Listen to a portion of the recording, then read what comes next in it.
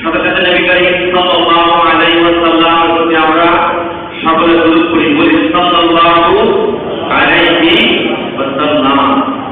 সম্মানিত হাজিরিন, আমরা গতকালকে সালাতুল ঈদুল আযহা নামাজ পড়েছি, কুরবানি করেছি।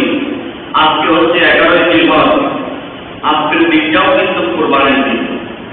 আজকের দিনও কি কুরবানির দিন। কুরবানি করা যায় 3 দিন, 2 রাত 3 দিন। 10 জিলহজ, 11 জিলহজ, 12 জিলহজ। কালকে ছিল 10 জিলহজ, আজকে হচ্ছে 11 জিলহজ, কালকে হবে, আগামীকাল হবে 12 জিলহজ। তার মানে কুরবানির দিন অত্যন্ত গুরুত্বপূর্ণ দিন। আজকেও কথা বলেন ঠিক কিনা? কেউ যদি গতকালকে কুরবানি করতে না পারে, কোনো কারণে কোনো সমস্যা, সে চাইলে আজকেও করতে পারবে।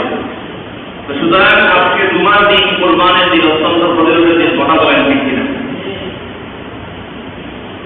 এই কয়েকটা দিন, যেমন বুধবারে ছিল সৌদি আরবে আরাফার দিন, ওখানে আরাফার খুতবা করা হয়েছে।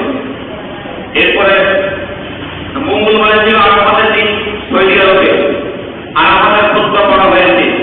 বুধবারে তারা ঈদুল আযহা নামাজ পড়েছে, ঈদুল আযহার খুতবা দেওয়া হয়েছে। বৃহস্পতিবারে আমরা ঈদের নামাজ পড়েছি, ঈদের খুতবা দেওয়া হয়েছে। আজকে হচ্ছে জুমার দিন, আজকে হবে জুমার খুতবা। সুবহানাল্লাহ। এই খুতবাগুলো হচ্ছে অত্যন্ত গুরুত্বপূর্ণ বিষয়।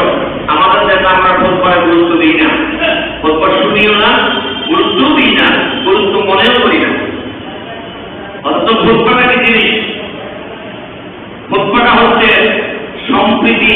সাম্প্রতিক বিভিন্ন বিষয়কে